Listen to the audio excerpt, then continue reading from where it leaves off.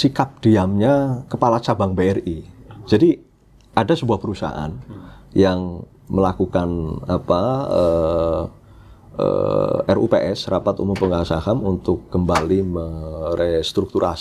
restrukturisasi jajaran direksi, ya, pergantian direksi, dan sudah dilakukan melalui RUPS. Kemudian direkturnya berganti, dan direktur ini kemudian karena dia sudah punya kewenangan gitu ya, maka salah satu langkah yang kemudian dia lakukan adalah mengajukan perubahan spesimen tanda tangan ke Bank BRI. Kan kita tahu BRI itu kan BUMN ya. Mengajukan perubahan spesimen tanda tangan karena dia yang sekarang sudah menjadi direkturnya. Nah, kemudian kepala cabang ini melakukan pendiaman. Artinya permohonan itu tidak direspon gitu ya. Tidak direspon sampai beberapa bulan, dan dalam hitungan menurut Undang-Undang 30 tahun 2014 ini sudah memungkinkan untuk dilakukan upaya hukum, kan begitu. Salah satu upaya hukum yang dilakukan oleh direktur ini adalah mengajukan ke Petun. Saya melihat ya sekarang Mahkamah Agung sudah melangkah ke sana. Jadi ada semacam buku 2 ya, yang itu menjadi pedoman para hakim. Di dalam buku kedua Mahkamah Agung itu disebutkan bahwa BUMN yang bentuknya perusahaan umum itu tegas bisa menjadi subjek tergugat di Pengadilan Tata Usaha Negara. Udah tegas kalau tegas, perum. Tetapi yang perseroan itu menjadi kearifan hakim. Masih diserahkan ke hakim untuk melakukan penafsiran. Bagaimana hakim mampu mengidentifikasi mana-mana yang betul-betul ini pure corporate action sebagai tindakan korporasi murni, mana yang merupakan pengejawantahan atau manifestasi dari fungsi publik itu tadi. Makanya memang terlihat ambigu ya. Saya menyebut fungsi publik BUMN Persero.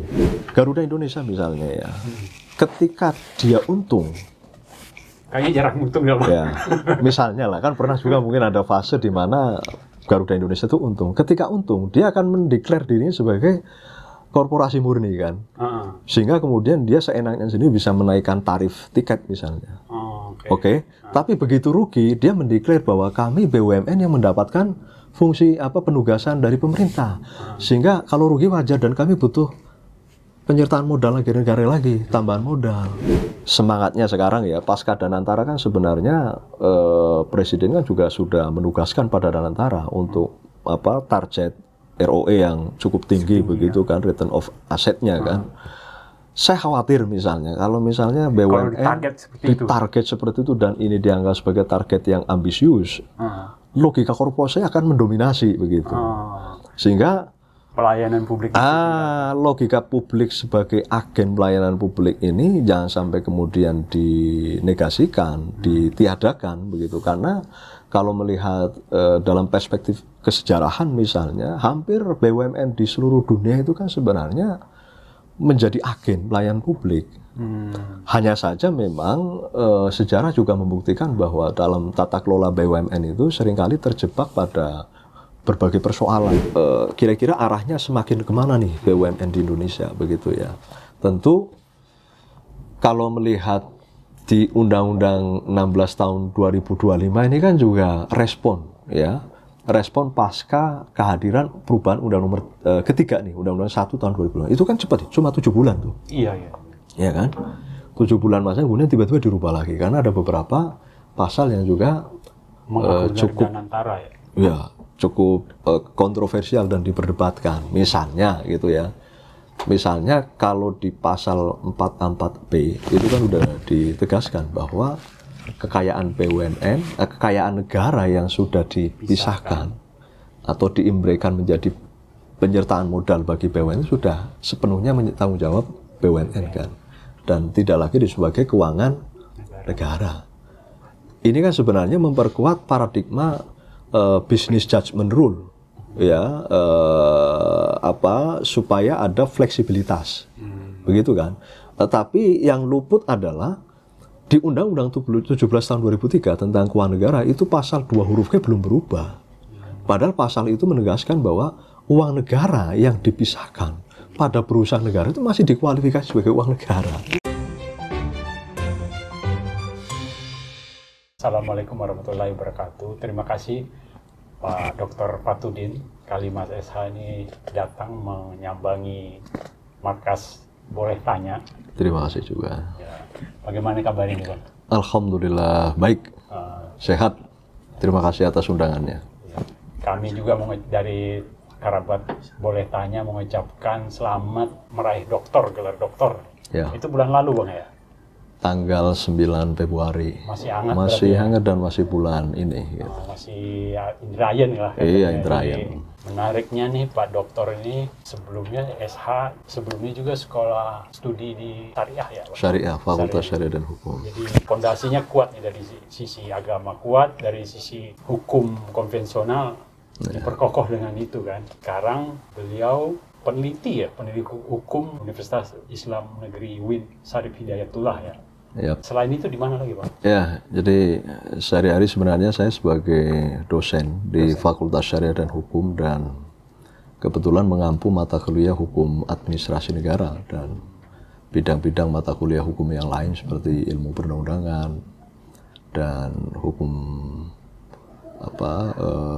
konstitusi juga pernah mengajar dan beberapa mata kuliah setidaknya sudah saya ampu di Fakultas Syariah dan Hukum. Sebenarnya kalau mengacu pada latar belakang pendidikan ya, awalnya memang saya dulu pertama sarjana itu mengambil jurusan Ahwalus Syariah. Ahwalus Syariah itu hukum keluarga Islam ya. Iya, saat itu kan UIN memberikan gelar khususnya di Fakultas Syariah dan Hukum, gelar sarjana hukum Islam. Jadi karena ada Islamnya itu kemudian seringkali kita di stereotype dianggap tidak menguasai bidang hukum umum atau ini yang kemudian menjadi alasan saya untuk kembali mengambil jurusan ilmu hukum supaya bergelar SH. Padahal di hukum SH itu hukum Islam juga salah satu yang dipelajari. Dipelajari, termasuk sarjana hukum Islam sendiri juga banyak mata kuliah yang masuk dalam ruang lingkup kajian hukum Barat begitu ya. Kita juga belajar hukum pidana, hukum perdata, hukum macam-macam, hukum ketenagakerjaan dan lain sebagainya. Sebenarnya ada. Cuma karena ada label Islam ini yang seringkali kita dipandang sebelah mata, terkesan kalau alumni Fakultas Syariah dan Hukum itu hanya bisa ngurusin perkawinan, ngurusin jenazah, KUA, dan tidak banyak paham soal hukum yang masuk dalam ruang lingkup hukum umum atau hukum Barat gitu ya. Ini yang kemudian menjadi motivasi saya untuk kembali mengambil ilmu hukum sehingga bergelar SH begitu. Terus sampai jadi doktor. Ya. Doktornya di bidang hukum juga. Doktor di bidang hukum, doktor ilmu hukum. Tapi sebelumnya kan saya juga mengenyam di Sekolah Pascasarjana UIN, Syarif Hidayatullah Jakarta itu mengambil Islamic Studies. Islamic Studies dengan konsentrasi Religion and Peace Studies, agama dan studi perdamaian. Nah, oleh karena sudah sarjana hukum, kalau tidak memiliki magister hukum kayaknya kurang puas juga. Itu kemudian menjadi alasan lagi saya harus mencoba untuk menjelajah dan berpetualang menyelami pendidikan hukum di jenjang magister ya. Saya mengambil magister hukum di UI. Baru kemudian S3 sekarang baru selesai di program doktor ilmu hukum di Universitas Indonesia. Panjang juga nih riwayat pendidikannya nih. Betul, dan relatif mungkin terkesan zigzag begitu ya. Ya orang bilang mungkin saya hobi sekolah. Padahal dengan sekolah kita merasa selalu awet muda gitu ya. Karena statusnya sebagai mahasiswa terus gitu ya. Begitu. Nah, menariknya kabarnya nih Abang setelah jadi dokter nih, dokter pertama di desanya ya kan?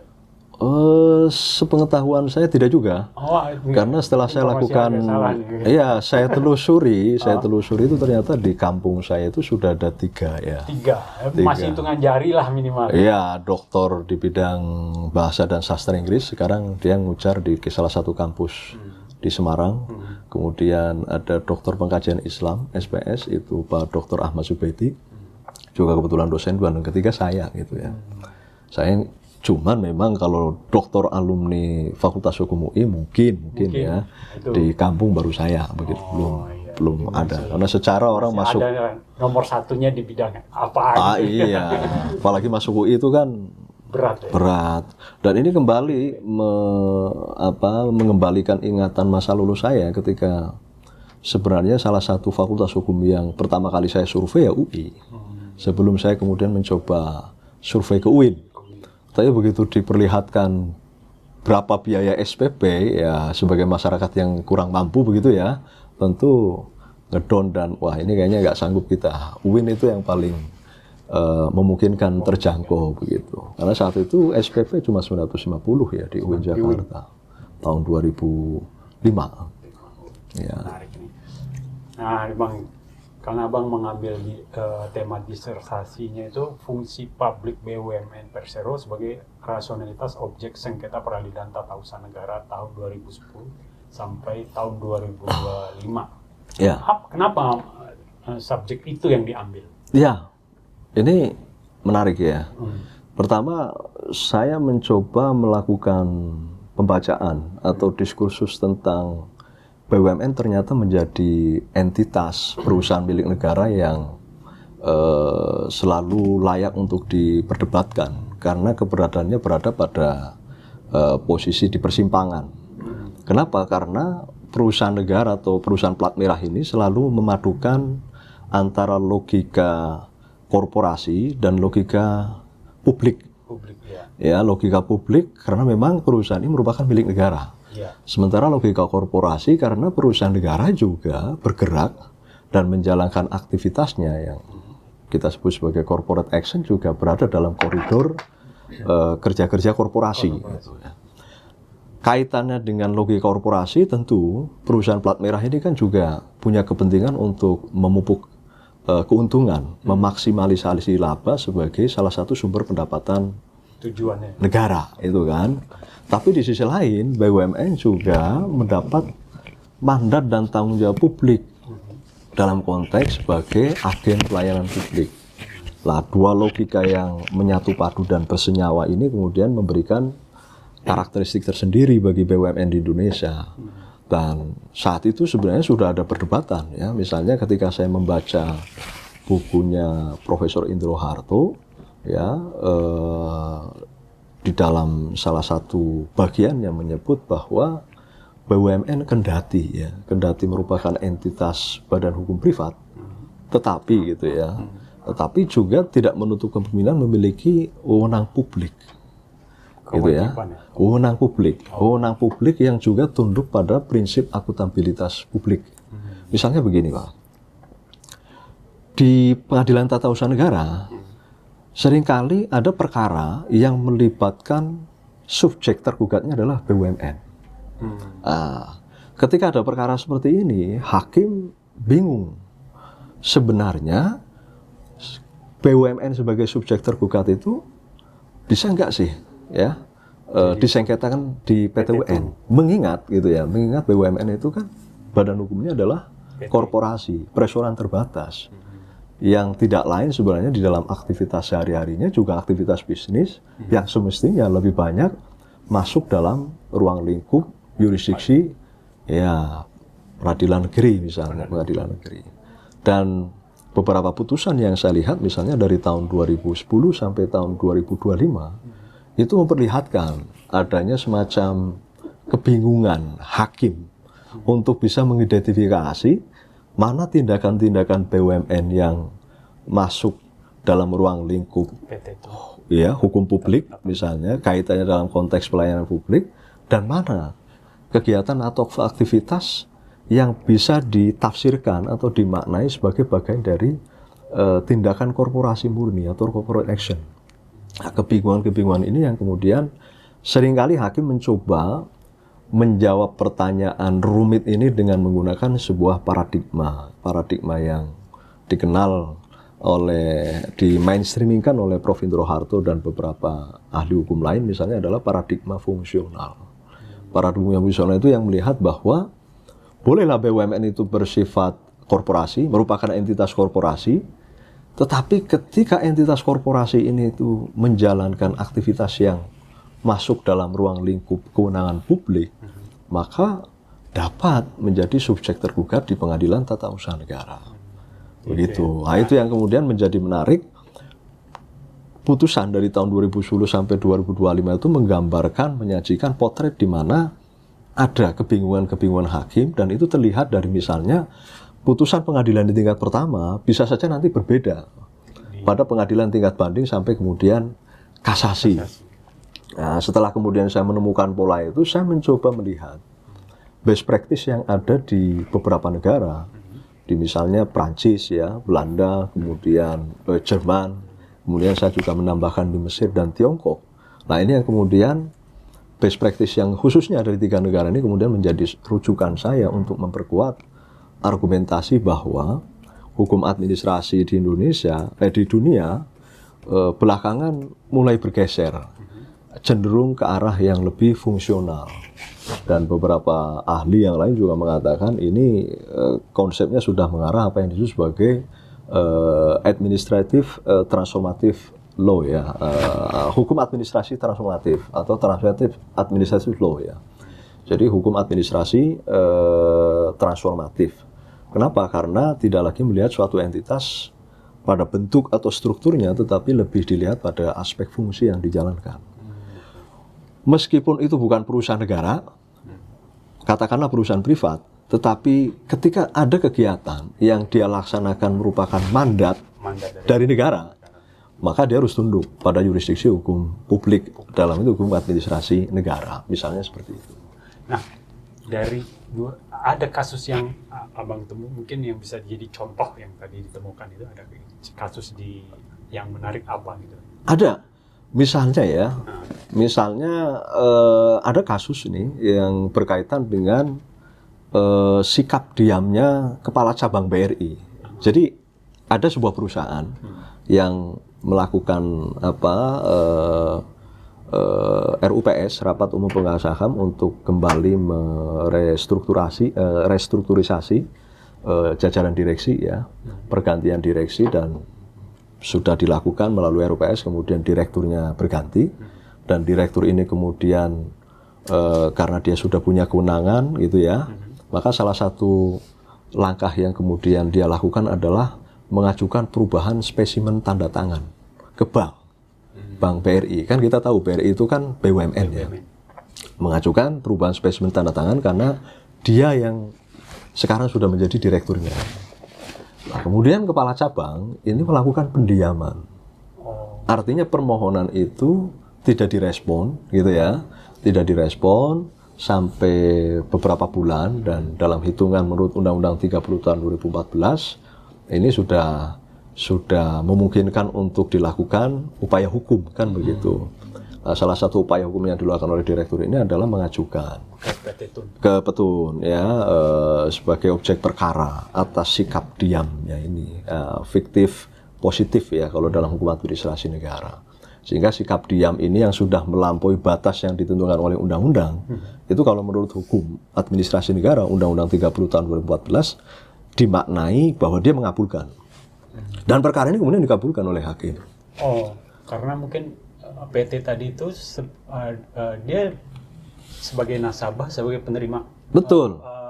PSO kali ya? Ya, jadi PSO KUR atau? Ya, BRI ini kan mendapat penugasan, ya, khususnya dalam konteks tadi kredit usaha rakyat.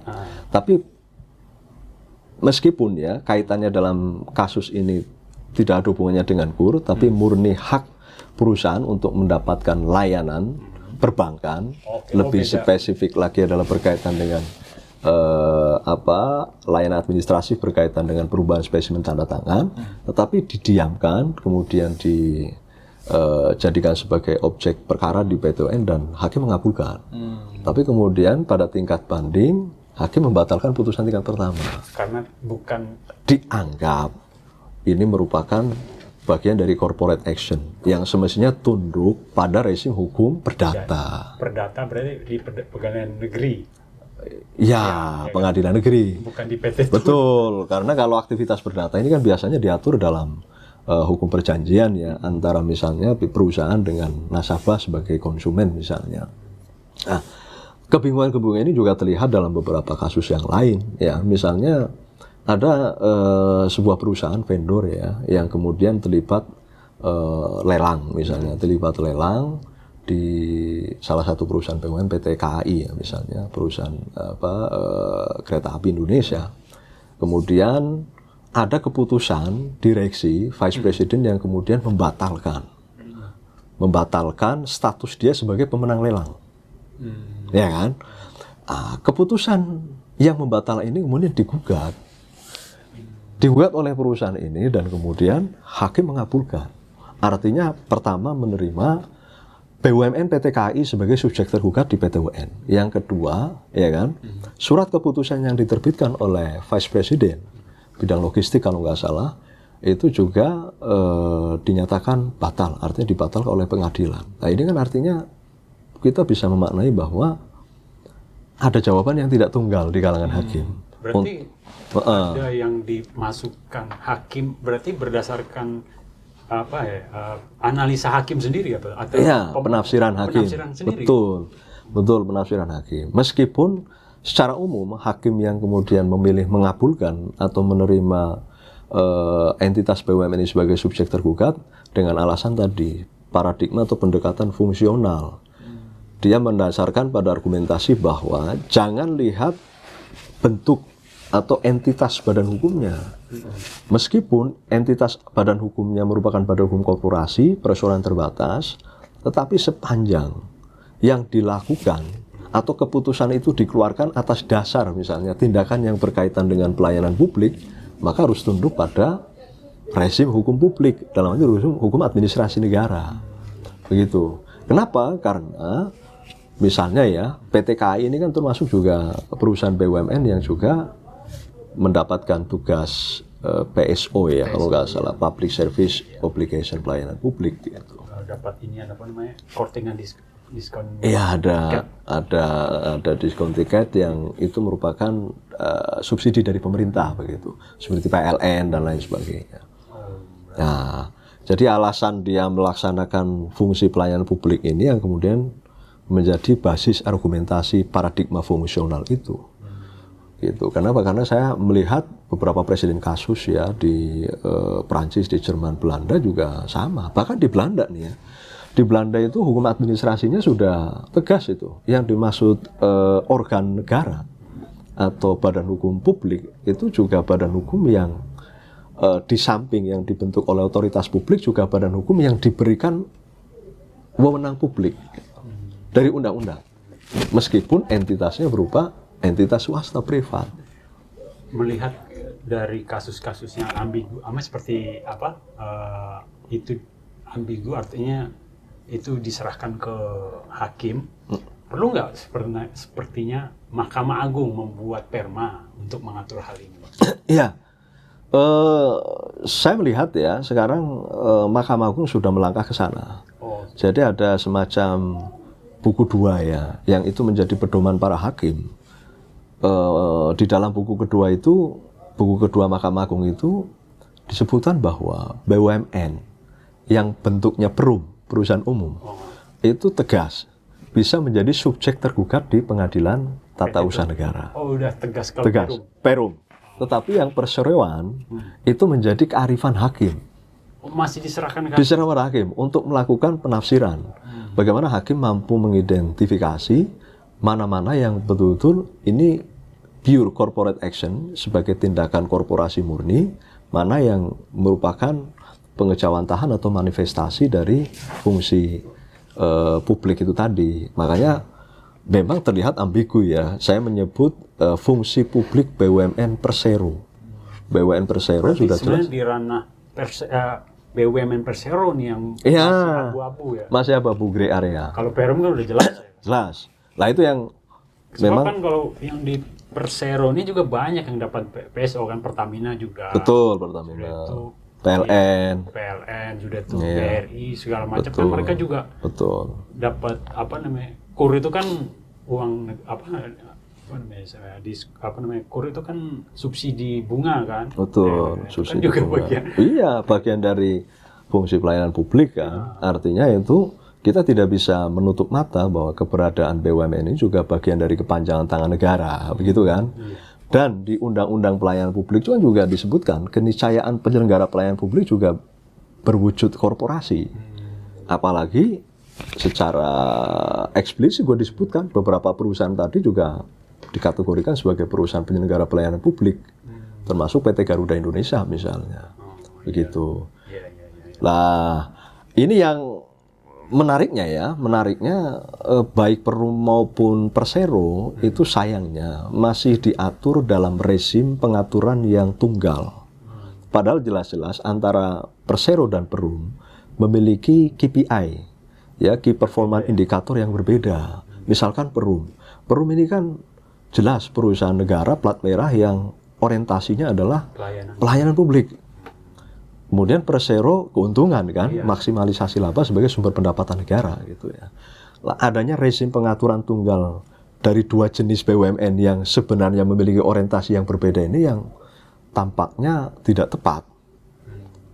Artinya abang melihat ada Pak Dokter ini melihat perlu ada undang-undang Perum gitu. Iya, terpisah. Paling tidak terpisah. Kan kita BUMN ini dalam rezim diatur dalam Undang-Undang Nomor 16 tahun 2025. Ya, yang terakhir perubahan keempat ya. Itu kan yang di Perum itu salah satu dikutip juga salah satunya. Iya, betul. Nah, ini memang perlu kita. Perlu, paling tidak di aturan turunan ya dari Undang-Undang 16 tahun 2025 PP. itu ya PP misalnya di peraturan pemerintah misalnya Perum terpisah, Persero tersendiri ya, terpisah artinya dua jenis BUMN itu tersendiri. Kenapa? Karena KPI-nya berbeda. Case-nya misalnya begini, Bang. Garuda Indonesia misalnya ya, ketika dia untung, kayaknya jarang untung ya, Bang. Ya, misalnya lah, kan pernah juga mungkin ada fase di mana Garuda Indonesia itu untung. Ketika untung, dia akan mendeklar dirinya sebagai korporasi murni kan. Sehingga kemudian dia seenaknya sendiri bisa menaikkan tarif tiket misalnya. Oke. Tapi begitu rugi, dia mendeklar bahwa kami BUMN yang mendapatkan fungsi penugasan dari pemerintah. Sehingga kalau rugi wajar dan kami butuh penyertaan modal negara lagi, tambahan modal. Lah, yang begini-begini supaya tidak terjadi lagi gitu ya. Itu harus jelas. Harus jelas. Kelaminnya, KPI-nya, orientasinya berbeda, kemudian indikator capaiannya juga berbeda. Tapi kalau ya oke lah lari ke mungkin kalau kayak transportasi ya. Tapi yang kayak kelas Garuda gitu, masuknya Perum atau apa? Sekarang kita memang PT kan. PT. Kan pada kenyataannya itu kan sama seperti industri penerbangan lain tuh di dunia juga banyak tantangan. Iya. Nah, dengan melihat kondisi seperti ini, harusnya Garuda tuh masuk ke Perum aja kalau gitu ya. Ya, tapi ya itu yang saya sebut perlu dipisahkan supaya tidak rancu begitu ya. Kenapa? Karena semangatnya sekarang ya pasca Danantara kan sebenarnya Presiden kan juga sudah menugaskan pada Danantara untuk target ROE yang cukup tinggi begitu kan, return of asset-nya kan. Saya khawatir misalnya kalau misalnya BUMN ditarget seperti itu dan ini dianggap sebagai target yang ambisius, logika korporasi akan mendominasi begitu. Sehingga pelayanan publik logika publik sebagai agen pelayanan publik ini jangan sampai kemudian dinegasikan, ditiadakan begitu. Karena kalau melihat dalam perspektif kesejarahan misalnya, hampir BUMN di seluruh dunia itu kan sebenarnya menjadi agen pelayanan publik. Hanya saja memang sejarah juga membuktikan bahwa dalam tata kelola BUMN itu seringkali terjebak pada berbagai persoalan yang kemudian itu mendegradasi ya, atau mendistorsi BUMN sebagai entitas bisnis juga. Ada state capture misalnya atau inefisiensi finansial, ketidakefisienan dan lain sebagainya, seringkali merugi macam-macam persoalan itu yang kemudian menjadi semacam pijakan awal bahwa perlu ada reformasi tata kelola di tubuh BUMN. Ya, diantaranya adalah misalnya kita menyebut privatisasi kan, begitu. Kemudian mengadopsi konsep good corporate governance yang berakar kuat dari doktrin New Public Management misalnya. Nah, itu semua kan diarahkan pada bagaimana tata kelola BUMN itu semakin profesional, akuntabel misalnya, kemudian juga mematuhi prinsip-prinsip good corporate governance tadi. Gitu. Oh ya, kembali lagi tadi mungkin yang saya tadi seperti menyimpulkan, bukan itu kan seperti Garuda itu karena Perum karena dia kan udah di berapa kali disuntik, tapi nggak pernah sembuh. Jadi kayaknya seperti perusahaan yang pelayanan publik yang jangan diharapkan rugi, tapi dia melayani publik. Iya. Jadi harusnya dia bentuknya perum. Perum. Nah, itu contoh kasus Garuda. Jadi sebenarnya maksud saya itu perum itu yang tidak mungkin rugi, tidak mungkin untung, susah untungnya. Tapi dia minta PNM terus atau tambahan setoran mulu. Seperti itu. Betul. Iya, jadi ya itu yang saya maksud sebagai KPI yang berbeda ya. Kalau pelayanan publik kan harus sudah siap rugi gitu kan. Sementara kalau yang orientasinya adalah maksimalisasi laba, keuntungan, ya bagaimana bisa dijalankan dengan seefisien mungkin dan mendapatkan keuntungan yang sebesar-besarnya. Tapi benar gini Bang, kalau mengacu pada konsep normatif yang ada di dalam Undang-Undang 16 tahun 2025, sebenarnya secara tegas juga sudah disebutkan bahwa BUMN itu badan hukum privat. Badan hukum privat ya, khususnya yang Persero tadi ya, badan hukum privat. Sehingga saya mencoba untuk menghindari kontradiksi konseptual. Ketika saya menyebut bahwa lah kalau secara normatif sudah disebut sebagai badan hukum privat, kok masih menyebut ada fungsi publik, benar kan? Ini kan terlihat kontradiktif ya, atau paradoks begitu ya. Maka saya juga menelusuri perkembangan atau tren yang terjadi di banyak negara itu ya. Tata kelola BUMN itu dari yang semula menempatkan BUMN sebagai organ negara, ini pernah terjadi di era totaliter ya, katakan rezim absolut. Makanya saya menyebut ada ideologi politik itu sebagai basis relasi antara negara dan BUMN. Ketika suatu negara menganut ideologi politik yang absolut, itu ya, yang katakan diktator misalnya, itu udah pasti. Tingkat prevalensi intervensi negara terhadap kehidupan ekonomi itu tinggi. Maka karena tinggi ini, menempatkan perusahaan negara itu sebagai instrumen kebijakan negara atau organ negara. Ya, harus menguasai semua sektor strategis yang dianggap strategis oleh negara. Gitu ya.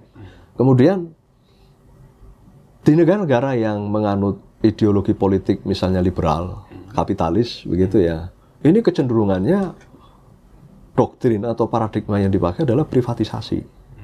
Seperti kita ya, Indonesia. Ya, termasuk Indonesia sebenarnya kita tidak mau juga menyebut Indonesia liberal maupun kapitalis ya, karena kita punya mazhab sendiri kan ekonomi Pancasila. Meskipun dalam prakteknya juga belakangan juga arahnya ke sana, bahkan ada yang menyebut neolib misalnya kan, neoliberalis. Nah, misalnya di negara-negara liberal dan kapitalis itu BUMN ya badan hukum privat. Privatisasi kan? Nah, sementara ada lagi mazhab ketiga. Negara-negara sosialis demokrat ya, itu rezimnya atau paradigma yang dipakai adalah hybrid organization. Hybrid organization itu lebih ke soal tata kelola. Artinya sebenarnya Indonesia juga saya berani menyebut hybrid. Entitas badan hukumnya private, tetapi tata kelolanya hybrid. Tata kelola hybrid ini juga banyak yang menyebut ini berada pada ruang abu-abu. Kadang dapat saja ditarik ke ranah state, ya, publik, dapat juga ditarik ke market private. Nah, sebenarnya kan kalau kita lihat ya, mungkin dari dua rezim pemerintahan Pak Jokowi dan mungkin yang terlihat itu dengan Pak Prabowo itu. Kalau Pak Jokowi itu kan dengan semangat pembangunan infrastrukturnya melibat jadi BUMN karya yaitu kan yang seperti di penugasannya, walaupun BUMN karya itu ada yang semua perusahaan terbuka dan banyak yang perusahaan terbuka kan. Iya, perusahaan terbuka ya. Public company. Iya. Bukan negara hanya memegang ya 60% gitu kan. Betul. Tapi akhirnya berujung pada perusahaan itu banyak yang kesandung utang. Ya kan? Nah itu berarti kan peran negara yang mengarahkan BUMN-nya itu untuk tujuan rezim itu infrastruktur. Nah kalau Pak Prabowo sekarang kan Kopdes, ya kan, MBG, jadi mungkin yang bakal terkena ada singgungannya BUMN kemungkinan yang perbankan kan, dia untuk menyalurkan pembangunan. Nah itu kan berarti kan kita hibrid sepertinya. Hibrid, betul. Iya, dan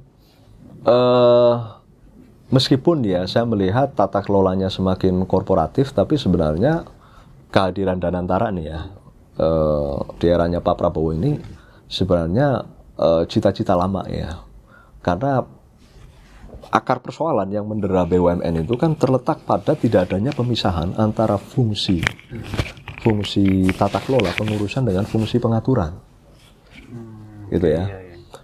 Negara ini kan entitas publik, meskipun begini, karena negara ini entitas publik maka cukup berbahaya kalau negara berdagang langsung secara langsung, sehingga kemudian ada BUMN yang kemudian merupakan entitas yang dibuat oleh negara yang menjalankan aktivitas perdagangan, bisnis kan begitu. Artinya ini menjadi keniscayaan. Tetapi yang menjadi persoalan adalah ketika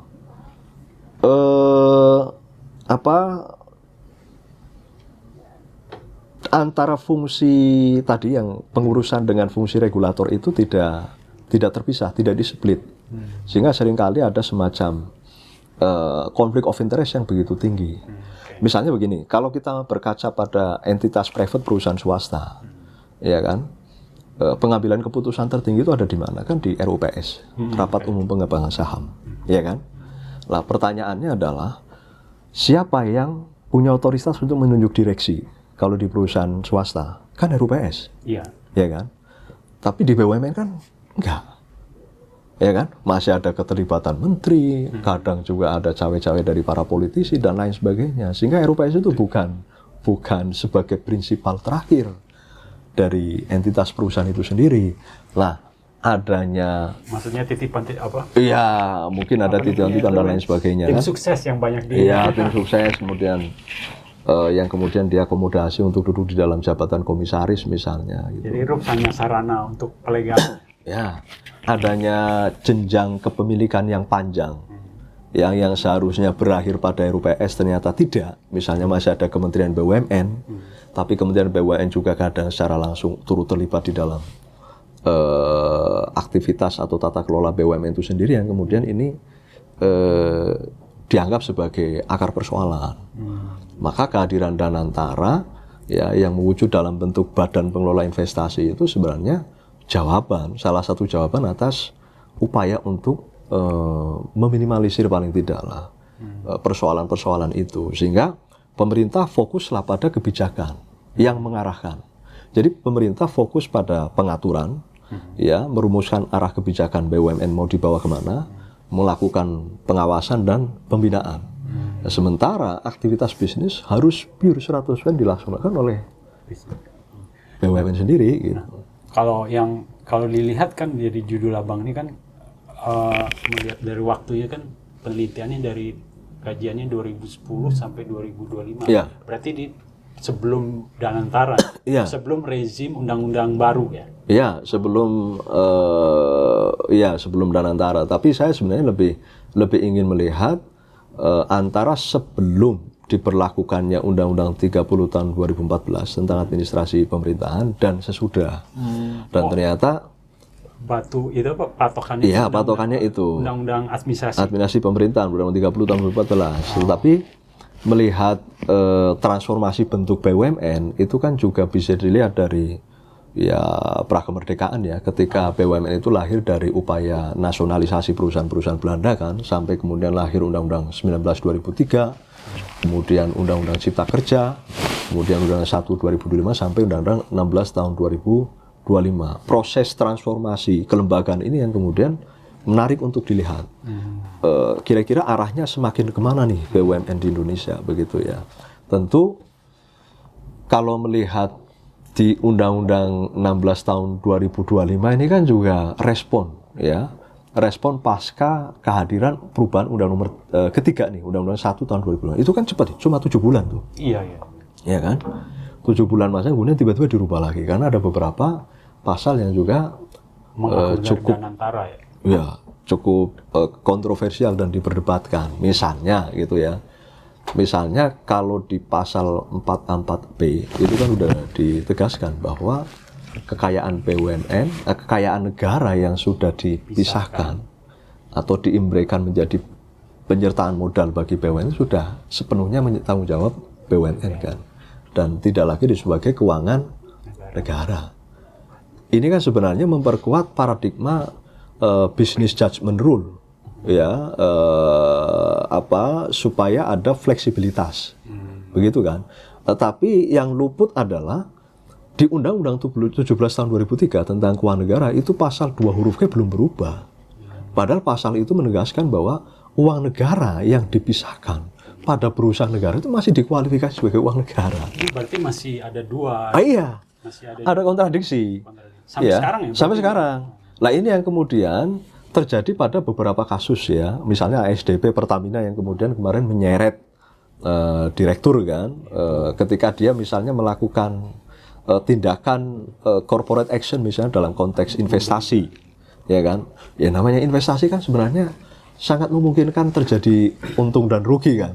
Ketika terjadi rugi dan dianggap sebagai kerugian negara, masuk delik pidana korupsi. Nah ini gray area ini yang kemudian ditakuti oleh orang-orang yang berada pada struktur ya pengemban jabatan di BUMN. Nah ini kalau saya menjalankan aktivitas bisnis dan ternyata juga merugi, masa ya saya harus dipidana. Nah ini Undang-Undang 1 tahun 2025 kemudian berusaha gitu ya, tampaknya awalnya ingin mencoba memperkuat aspek business judgment rule. Nah, kalau corporate action ya nggak bisa dibawa ke ranah pidana. Orang namanya usaha kadang untung kadang rugi, wajar kan begitu ya. Kalau ada mens reanya. Nah, kalau ada mens rea betul. Kalau ada mens rea nggak bisa dipertanyakan lagi gitu ya. Tapi ada lagi di dalam Undang-Undang 28 tahun 99 tentang KKN ya, itu kan juga disebutkan tuh. Ada penegasan juga bahwa direksi, komisaris itu juga merupakan penyelenggara negara karena menjalankan fungsi strategis. Belum dieliminir dalam undang-undang yang BUMN. Betul, itulah yang kemudian menjadi alasan. Mereka masih objek hukum KPK. KPK masih dalam pantauan KPK gitu ya. Kejaksaan, ya para penegak hukum tindak pidana korupsinya. Lah, maka di Undang-Undang 1 tahun 2025 itu kan ada pasal 9G. Yang sebelumnya menegaskan bahwa direksi, komisaris, dan lain sebagainya tidak disebut sebagai penyelenggara negara. Tetapi uniknya, 7 bulan kemudian, undang-undang ini dirubah lagi, pasal itu dihapus. Berarti masih disebut sebagai penyelenggara negara. Artinya harus hati-hati gitu kan. Meskipun dari sisi tata kelola itu semakin bergeser ke ranah korporatif gitu, lebih korporatif, tetapi ada pasal-pasal yang ini juga bisa menjadi batu sandungan ya, karena ini masih berlaku. Kita memang butuh itu kan sekarang, sebab kan memang untuk menekan angka korupsi kita butuh pasal itu sebenarnya. Ya dari sisi untuk itu ya. Mereka tuh hati-hati. Betul, ini kan juga sebenarnya penegasan ya bahwa lagi-lagi saya sebut BUMN kendati merupakan entitas private, tetapi tidak bisa menanggalkan baju publiknya. Karena bagaimanapun juga ada kepemilikan negara di situ. BUMN, setiap BUMN itu ada 1% saham seri A Dwiwarna milik negara. Dan ini sebagai pemegang veto negara itu. Artinya apa? Jelas, BUMN masih menjadi bagian dari instrumen atau kepanjangan tangan negara. Memang kalau di holding operasional maupun holding investasi, ya, dua holding yang ada pada BPI dan Antara ini, awalnya kalau mengacu pada Undang-Undang 1 tahun 2025, itu kepemilikan 1% saham Dwiwarna seri A, ya seri A Dwiwarna itu masih ada kepemilikan negara. Tapi yang Undang-Undang 16 tahun 2025 pada holding itu tidak lagi. Jadi 100% sahamnya milik BPI dan Antara. Ini pun saya membaca ada keinginan misalnya untuk menghindari dualisme kepemilikan. Supaya misalnya BUMN holding ini ya milik negara tapi melalui BPI dan Antara. Nah baru di level BUMN-nya, di level BUMN ini masih ada 1% saham seri A Dwiwarna. Itu dampaknya nanti dihukum gimana? Nah, ini ada persoalan juga nih. Intermediate kontrolnya negara terhadap holding ini seperti tidak ada. Terkesan tidak ada. Tidak bisa menjadi veto player. Meskipun sebenarnya kewenangan negara untuk melakukan kerja-kerja pengawasan dan tata kelola misalnya sudah didelegasikan kepada BPI Tanantara, tapi ini berbeda dengan BUMN-nya itu sendiri. Ya, setiap perusahaan BUMN yang ada kepemilikan 1% saham seri Adiwarna, negara masih menjadi pemegang veto. Lah, tampaknya ini didesain adanya kepemilikan 1% ini kan golden share ya. Ini menjadi penegasan pasal 33 itu tadi. Ya kan? Cabang-cabang ya kan, iya kaya negara yang sektor strategis harus tetap dikuasai negara, yang menguasai hajat hidup orang banyak begitu ya. Pasal 33 ini menjadi rasio legisnya ya. Kenapa masih perlu ada peran negara di situ? Memang masih kuat negara kuat negara di situ. Tapi ya begini. Yang repot kan begini ya, kalau misalnya, ini makanya disertasi saya tentu tetap menuai perdebatan ya. Di tengah misalnya ada beberapa pakar hukum misalnya Prof. Arifin, kemudian beberapa pakar hukum lain dari UI ya, itu sudah punya argumentasi yang juga cukup kuat terkait dengan adanya transformasi atau perubahan ya. Apa sih istilahnya rezim apa itu? Intinya mengatakan begini. Uang negara yang sudah diimbrengkan ke BUMN itu sudah tidak lagi sebagai uang negara. Ya itu memang kayaknya itu perdebatan panjang. Perdebatan panjang. Meskipun pasal di 2 huruf G Undang-Undang 70 tahun 2003 kan juga beberapa kali diuji di MK. Tetapi ternyata semangat putusan MK itu sama. Kenapa masih disebut? Karena tidak menghilangkan hak kepemilikan negara itu. Jadi sebenarnya kita masih menyebut bahwa BUMN itu kekayaan negara yang dipisahkan. Iya, kekayaan negara yang dipisahkan. Dengan rezim undang-undang baru ya. Iya, dengan rezim undang baru, dan ini juga masih ada di dalam Undang-Undang 17 tahun 2000 tentang keuangan negara kan. Pasal 2 huruf G sepanjang tidak dihapuskan masih seperti itu. Dan putusan MK nomor 48 dan 62 itu juga menegaskan BUMN meskipun badan hukum privat tidak sepenuhnya disebut sebagai badan hukum privat. Artinya, tegas lagi ya? Iya MK itu. Putusan MK menyatakan demikian. Ini artinya kan ambigu yang tadi Abang sebutkan. Ada sisi ambiguitas BUMN yang saya sudah potret juga di dalam disertasi beberapa putusan MK yang menyajikan argumentasi yang juga ambigu ya. MK juga ambigu. Artinya saya tidak menyebut ini sebuah kebingungan, tapi ini juga memang BUMN terus diperdebatkan ya. Artinya ini menjadi perdebatan panjang yang sampai saat ini juga belum tuntas. Abang melihat bahwa ambigu ini ada karena kepentingan. Ya, kepentingan negara terutama ya. Karena ada kekhawatiran gini. Ketika misalnya BUMN itu publik murni ya. Tadi yang Abang sebut misalnya Perum, hanya Perum saja. Ya bisa aja loyo menjalankan fungsi pelayan publik terus kapan untungnya kan begitu. Iya. Sementara negara itu kan perlu menjaga standing keuangannya kan.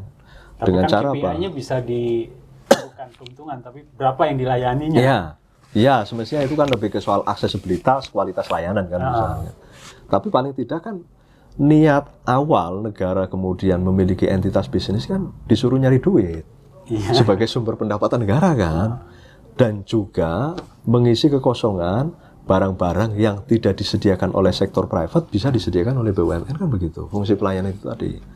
Nah, tetapi ketika ini menggunakan logika publik murni, itu ya riset di banyak negara juga menunjukkan terjadi inefisiensi. Itu kan terlalu banyak menyedot APBN misalnya, cash flow-nya juga tidak tidak menarik gitu karena rugi terus dan lain sebagainya. Nah, sehingga ada transformasi yang kemudian menempatkan BUMN Persero nih, ya diharapkan bisa menjadi penopang pendapatan negara. Gitu. Nah, kalau kita sedikit menginjak ke kondisi kekinian, ya kan Danantara udah berjalan 1 tahun. Kalau dari si kacamata Abang ngeliat gimana nih Danantara? Apakah dia apa terlihat private murni, atau dia pelayanan publik, atau hibrid? Kalau dilihat pada definisi, ya ketentuan normatif yang ada di Undang-Undang 16 tahun 2025, ya memang private, ya semakin korporatif gitu. Tapi juga harus dilihat di pasal 87C Undang-Undang 16 2025, di situ masih memungkinkan adanya penugasan khusus dari negara. Artinya beberapa BUMN mungkin seperti Pertamina, PLN, itu kan masih PSO. Iya, masih melaksanakan tugas PSO. Dan bukan hanya PSO, monopoli PLN itu. Iya. Ya kan?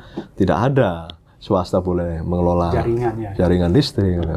Nah, karena monopoli ini kan karakter negara yang monopoli kan. Sehingga publik, ya, sehingga saya mengatakan hybrid juga pada akhirnya. Hybrid. Tapi apakah kalau dilihat dari tata kelola ya, bukan legal personality atau legal identity-nya. Menjurus lagi, kan Danantara ini adalah katanya salah satu cita-citanya orang tuanya Presiden Prabowo kan, Pak Hasim Joyo Hadikusumo, tentang pengelolaan BUMN. Iya. Apakah cita-cita itu abang sudah melihat sudah dilaksanakan BUMN Danantara? Iya. Atau arahnya ke sana?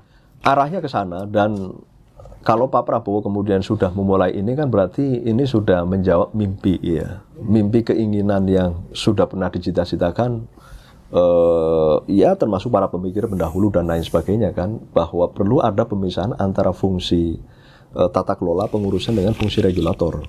Dan BPI Danantara ini kemudian menjadi jawaban atas pertanyaan itu kan. Maka pemerintah, bahkan kan sudah tidak ada Kementerian BUMN, ya kan? Sekarang Badan Pengaturan. Jadi memang pemerintah, negara itu regulator.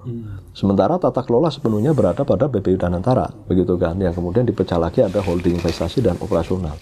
Nah, harapannya itu tadi, supaya tingkat fleksibilitasnya semakin kuat, kemudian daya saingnya juga semakin tinggi, ya. Dan yang menarik kan ada kemungkinan merekrut, ya kan? Pejabat BUMN dari warga negara asing. Dan ini undang-undangnya memang sudah terjadi, dan undang-undangnya memungkinkan, baik di Undang-Undang Cipta Kerja maupun di Undang-Undang BUMN yang terbaru. Ya mungkin spiritnya adalah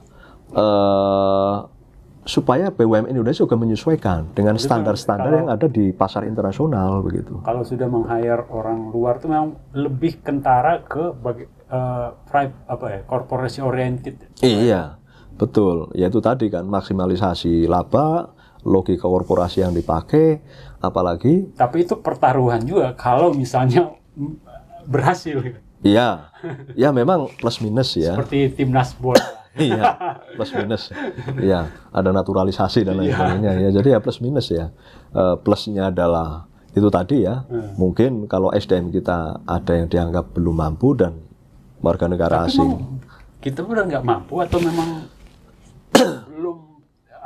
belum karena memang kondisi ekonomi aja mungkin, atau salah kelola aja kemarin. Ya kalau soal kapasitas SDM Indonesia saya kira juga sebenarnya sudah cukup memiliki daya saing lah ya.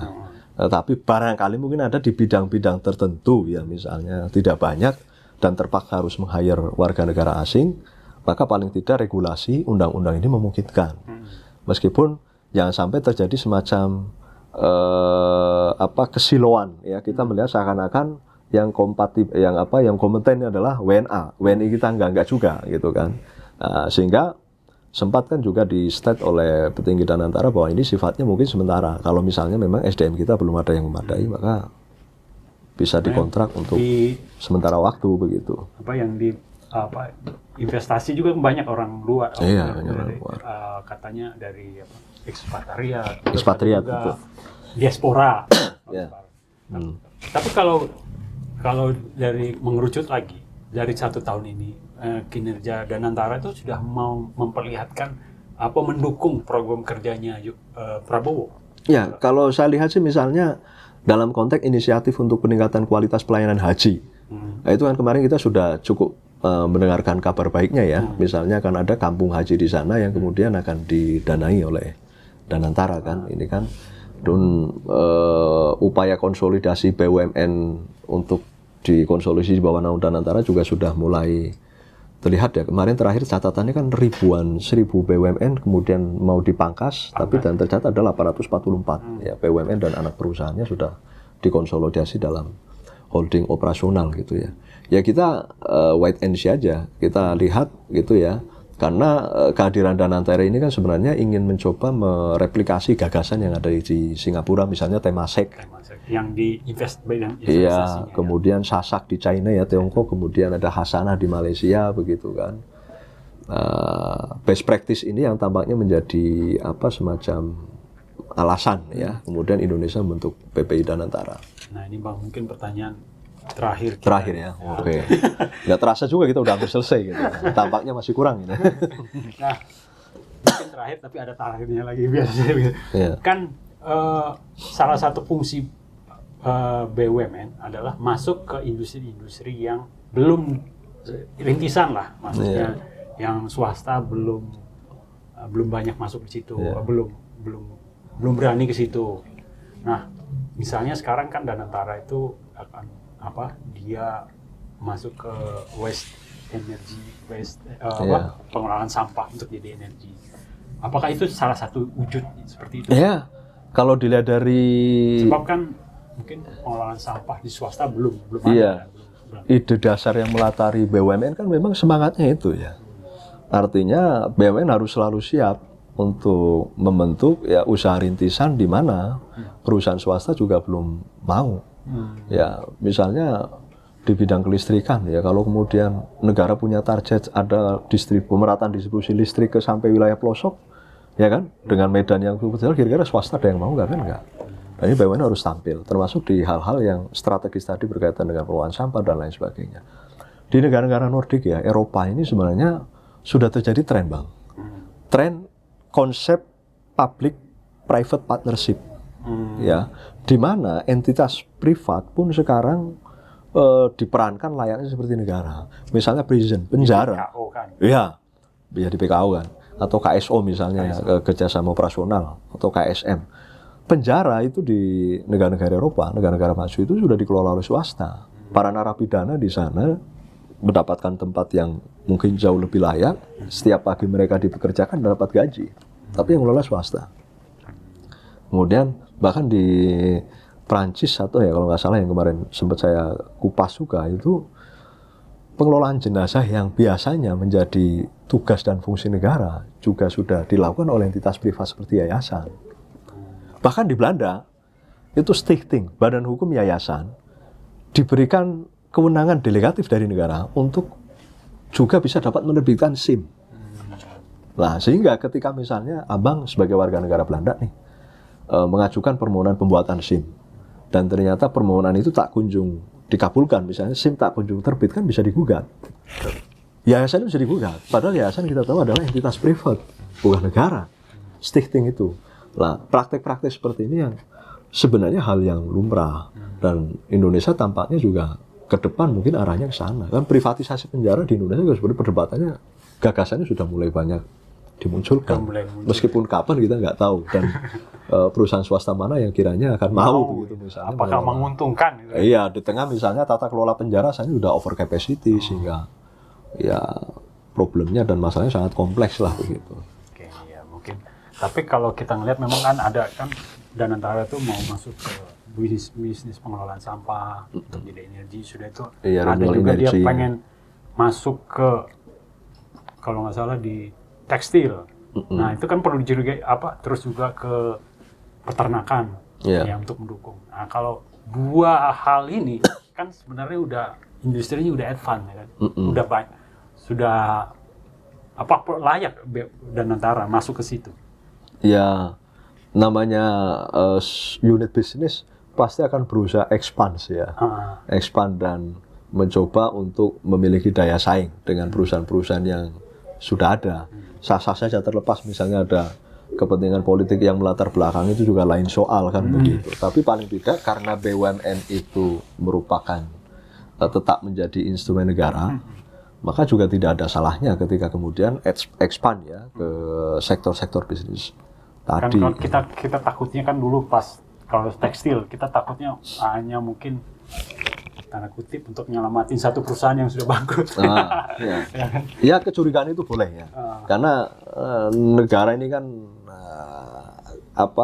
representasi dari kekuasaan. Kekuasaan itu harus dikontrol.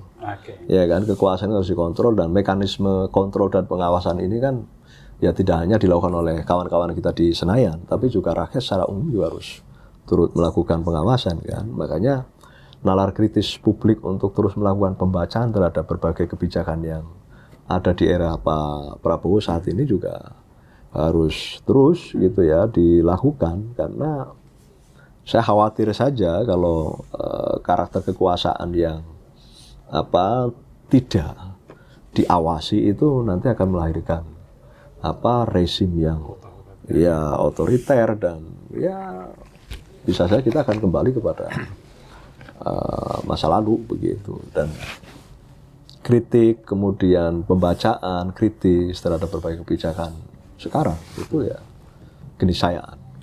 Tetapi ala kulli hal, pada prinsipnya sebagai orang yang mulai mengkaji ya persoalan BUMN dengan melakukan penelitian disertasi ini, saya mengapresiasi tentu ya kehadiran Danantara ini. Tinggal nanti seberapa kuat upaya untuk memisahkan cawe-cawe politik ya misalnya, yang kemudian bisa saja turut mewarnai tata kelola BUMN meskipun sudah berada di bawah BPI dan kira-kira kalau cawe-cawe politik apa bisa Bang? Ini kan sebab kan kalau kita lihat di komposisi komisaris ya, lihat ini kan masih banyak diwarnai juga dari tim sukses gitu ya. Iya. Itu tergambar dari situ. Kalau berbicara soal ideal ya semestinya tadi kan, kalau teori prinsipal agency ya jangan terlalu membawa positioning kepemilikan BUMN itu mengular begitu ya. Cukup misalnya berhenti pada RUPS, sehingga representasi negara di RUPS juga memiliki hak yang setara dengan anggota RUPS yang lain kan. Nah, supaya itu tadi meminimalisir potensi intervensi politik. Tapi ala kulli hal pada prinsipnya tata kelola BUMN yang diharapkan bisa maju ya ketika memang mampu meminimalisir atau paling tidak bisa menetralisir potensi terjadinya intervensi politik, sehingga betul-betul perusahaan ini dijalankan secara profesional, akuntabel begitu ya, tidak lagi menjadi semacam bancakan. Tapi kalau lihat pidato Pak Presiden beberapa kali ya, itu kan semangatnya misalnya BUMN yang tidak efisien pangkas, direktur yang tidak bisa bekerja silakan keluar, kan begitu tuh. Tapi kayaknya mungkin ada yang perlu dilakukan lagi tuh, yang pemangkasan jumlah organisasi manajemennya. Iya. Ya kan dia sempat mengkot juga tuh kan. Tapi belum terlihat itu. Iya, apakah mungkin akan terlihat pada RUPS yang tahunan 2025, tahun buku 2005 akan dilaksanakan tahun 2026 ini?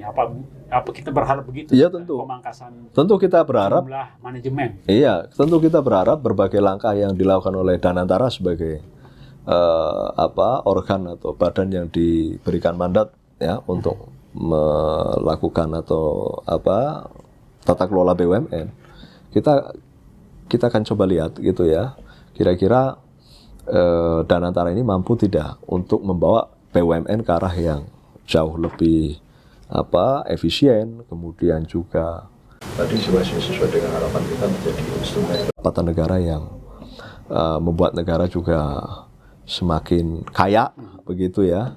Di samping juga tidak boleh menanggalkan baju publiknya sebagai agen pelayanan publik begitu ya. Nah, tentu harapan-harapan itu sebagai rakyat kita harus ya positive thinking. Terlepas dari apa yang akan terjadi nanti, kita akan lihat dan kita akan terus melakukan pembacaan dan pengawasan. Oke, terima kasih. Siap. Nah, yang terakhir nih. Nah, perasaan dari tadi terakhir dulu ya. Udah selesai itu. Ini di luar topik ya kan. Di luar topik yang soal BUMN. Nah, Abang kan udah doktor. Tentu setelah doktor, profesor, guru besar. Ada arah, maksudnya kalau misalnya pun ke profesor, nanti di bidang apa nanti mau dicapai? Ya profesornya jelas ilmu hukum ya, tapi sekarang pembidangan hukum sudah semakin spesifik ya. Kalau kemudian dispesifikasikan lagi ya hukum administrasi negara, spesifik lagi mungkin hukum BUMN, karena disertasinya kan tentang BUMN begitu ya. Karena disiplin ilmu itu sekarang semakin terpecah-pecah ya menjadi bidang-bidang yang semakin spesifik dan detail ya. Makanya untuk profesor sekarang kan juga berdasarkan formasi ya. Maka formasi-formasi yang belum diambil oleh profesor yang sudah ada ini menjadi peluang lebih cepat begitu ya. Maka ya kemungkinan ke depan saya akan cukup konsen di BUMN. Iya, untuk mengkaji isu-isu yang berkaitan dengan BUMN dari perspektif hukumnya gitu ya. Meskipun ini juga bertaut ya, membaca dan membedah persoalan BUMN itu kan bisa mempertautkan berbagai bidang ilmu ya, ekonomi, politik, termasuk hukum gitu. Dan ini menarik gitu. Jadi paling tidak kita punya satu lagi tukang plotot BUMN di Ah, Indonesia. iya. Selamat datang tuh Iya. Bang Patudin di Iya. pemantauan BUMN. Iya, padahal dulunya ilmu yang kita pelajari pertama ilmu hadis gitu. Kenapa kemudian sampai ke BUMN gitu? Apa ada hadis yang terkait dengan itu? Oh ya nanti kita coba cari lah. Iya. Oke, terima kasih banyak. Sama-sama, Pak terima kasih. Patudin. Semoga yang dicita-citai tadi bisa tercapai. Amin, dalam amin, waktu amin, dekat. amin. Ya Rabbal Alamin. Terima kasih juga telah datang di rumah. Boleh tanya. Iya, terima kasih luar biasa undangannya dan sekali lagi terima kasih sudah diundang dan diberi kesempatan untuk berbicara di forum rumah bertanya apa tadi? Boleh tanya. Boleh tanya. Iya.